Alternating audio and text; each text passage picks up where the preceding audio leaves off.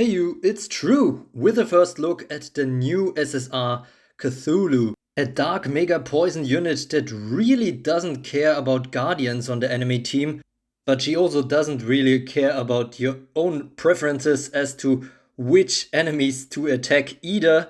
Her speed is on the slightly lower end at 354. Let's check out this creature of the void. And she starts off rather strong with an instant skill that actually generates 3 spirit and is called Infect Reality. This deals 300% damage to 2 random enemies. As mentioned before, this ignores guardians, but it also ignores the counter stance and skin passive skills. This attack also ignores stealth, and it might be the very first attack that also ignores evasive stance. Infect Reality can only be used if Cthulhu has charges and then randomly unlocks either her second or her third skill. We are gonna look at those next, and first we have the Mind Piercer, which also generates 3 spirit, costs 50 time units and deals 600% damage to 1 random enemy, yet again ignoring guardians, but notably it doesn't ignore anything else, so counters or skin passive skills and stuff like that might be triggered. Given that it's completely RNG which enemy is even hit, this could be a very lucky break for you, or also mean things could go wrong. All in all, a skill that I'm not too impressed with, but we do have to point out again that this actually generates 3 spirit and deals 600% damage, so still probably a net positive in many cases. To be honest, for a skill named Mind Piercer, I kind of expected some kind of execute or at least damage reduction ignore, but it's always good to have more balance, I reckon. Cthulhu's third skill, on the other hand, No One Is Safe, has other up and downsides in comparison. This one is spirit neutral, also costs 50 time units, and deals 300% damage to all enemies. No One Is Safe includes your own team here to some extent, because yet again this attack does not ignore counter, so those might be triggered on multiple enemies. The attack only ignores the stealth status effect, which is good at least to a little bit of a stealth counter. What is very nice is that she also heals all her allies for 800% of the user's attack. So if you have a high stats Cthulhu, this will be a full heal on all your allies. The next part I'm also not too certain about yet. She sets both enemy and ally spirit to 5. Now, considering that her unlock skill, Infect Reality, actually produces 3 spirit, I think there are certain chances, or the probabilities lean in favor of your enemy team actually benefiting from this. Similar to Genie's big awesome move, this might just end up costing you 5 spirit. Anyways, both of these 2 skills are locked again after use, and subsequently Infect Reality can be used again since it only requires another active skill to unlock that instant skill again. Now these 3 are already all of Cthulhu's attack skills, and none of them give you any sort of control on which enemy actually is attacked. Granted, one of them attacks all enemies, and most of them are at least very spirit positive. And her final skill is spirit neutral 2. It costs 150 time units though, and is called Reset Reality. Cthulhu has all sleep immunities, sleep wards and stealth shields removed. You might already see where this is going. She is then healed for 100% of max HP, gets granted 3 charges and a forced sleep for 100 time units. That is a forced sleep for herself. So she puts herself to sleep to reset reality. The good thing though is that a random enemy is also granted a forced sleep. That enemy for 200 time units, while it's only 100 for Cthulhu. where it gets interesting again, and there the 150 time units get rather relative, as you will see. The next time the user is awake at the end of a turn, Cthulhu will be healed for 100% of max HP yet again and have her current time units reduced by 100. So if she isn't very stunned, then this will give her the turn and she doesn't need to wait until her own turn. Reset Reality is only usable if Cthulhu has no charges left. And what's up with all these charges, by the way? Let's check out her passive skills next, though I'm warning you, in total they might be the longest yet. We kick it off with the Cult of Cthulhu. She gains 3 charges at the very start of the battle or when she enters from the reinforcements. She can also only store up to 3 charges and they act like a charged hold ground.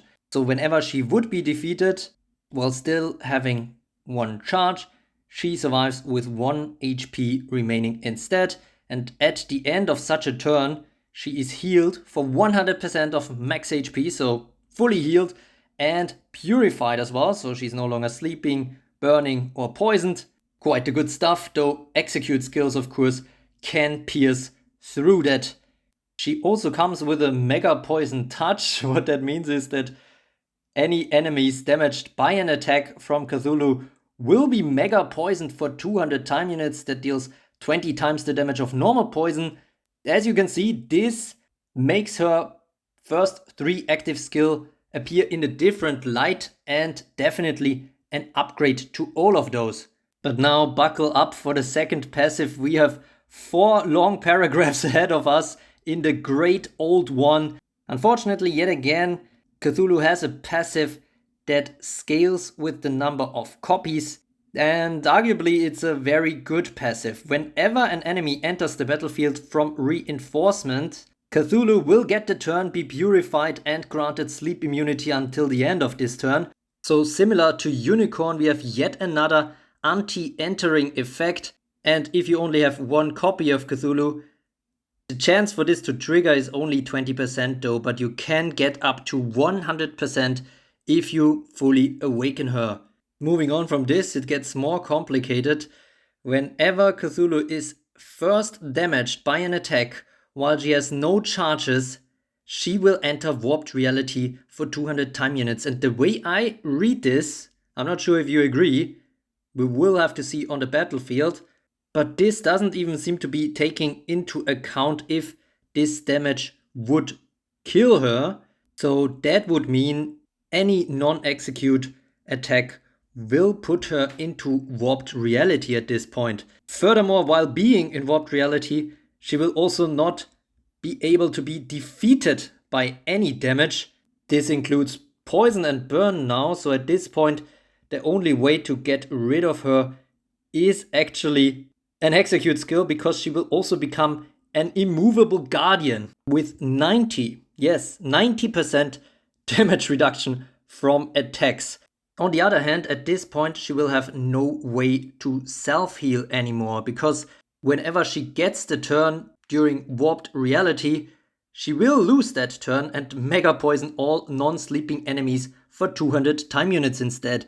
If there are still 2 or more enemies on the battlefield, she will then hypnotize one of them, and when Warped Reality ends, so the 200 time units run out, she will be sacrificed.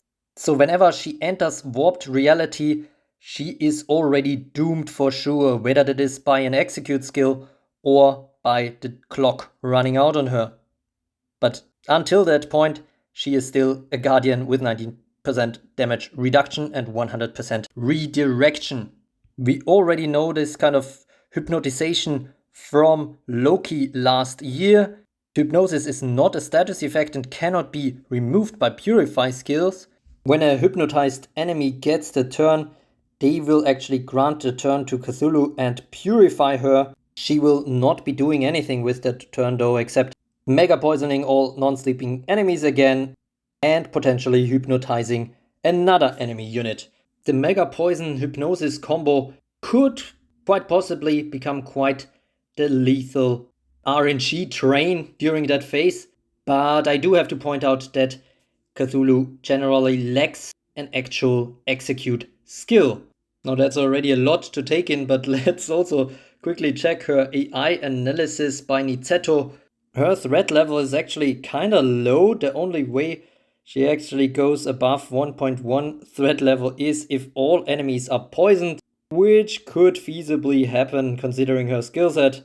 Her second threat condition actually makes little sense to me, but has little impact as well. And yeah, her hate level goes down drastically if she's in the warped reality state, which also makes sense because at this point she's already doomed to die anyways. But as a guardian, it will be hard for other enemy units to ignore her despite the low threat level. The skill weights are rather straightforward, all of them above 1.0, funnily enough. We have 250 for Infect Reality. This will usually set her up to use the Mind Piercer or No One is Safe. But Reset Reality actually has a 500 weight, and so I expect that if she uses Infect Reality and that skill uses her last charge, she will then use Reset Reality straight away and gain 3 more charges. And given that Infect Reality is a instant skill and there is no spirit requirements involved, this might keep her much safer than a similar mechanic we saw in Storm Sun Wukong 2 years ago. All in all, quite the crazy skill set on Cthulhu. A lot of RNG involved yet away, but at the same time, her skills are rather straightforward. She will usually cycle through Infect Reality, instantly setting her up for Mind Piercer or No One is Safe. And then whenever an enemy enters the battlefield and she is fully awakened, she will get the turn and do this combo again. If she is currently asleep from Reset Reality, then this might also cut that time short, since the passive also purifies her and she will be ready to go yet again. So I can see why Sixer decided to not give an execute skill to this unit. It's a bit similar to how Dark Sun Wukong would be massively overpowered if she got that. Cthulhu seems like a very good addition to a poison or stun or generalist hybrid team. The ones she doesn't mesh that well with, I think, are sleep, even though she has a bit of sleep in her skill set. Attacks like the No One is Safe might wake up all her enemies, and burn teams are also not the greatest match. Despite her being stunned or self-stunned by your burn team is not that big of a deal, considering she has ways to get the turn again immediately whenever an enemy enters. The burn status effect is also not an issue for her, though she does have some auto purification going on, which might hurt burn drive type skills on your other allies. And she also, of course, mega poisons enemies left and right, so that will also extinguish the flames on enemies. But yeah, what do you think of Cthulhu? Let me know in the comments below. Stay tuned for some top level arena footage of Cthulhu in action. That should also give us an inclination as to how much of a threat Cthulhu will really be to the meta. My feelings so far are certainly mixed. Thanks to Helios for the visuals used in this video. Don't forget to like and subscribe to become a true carrot. I much appreciate your support, and as always, thanks for watching.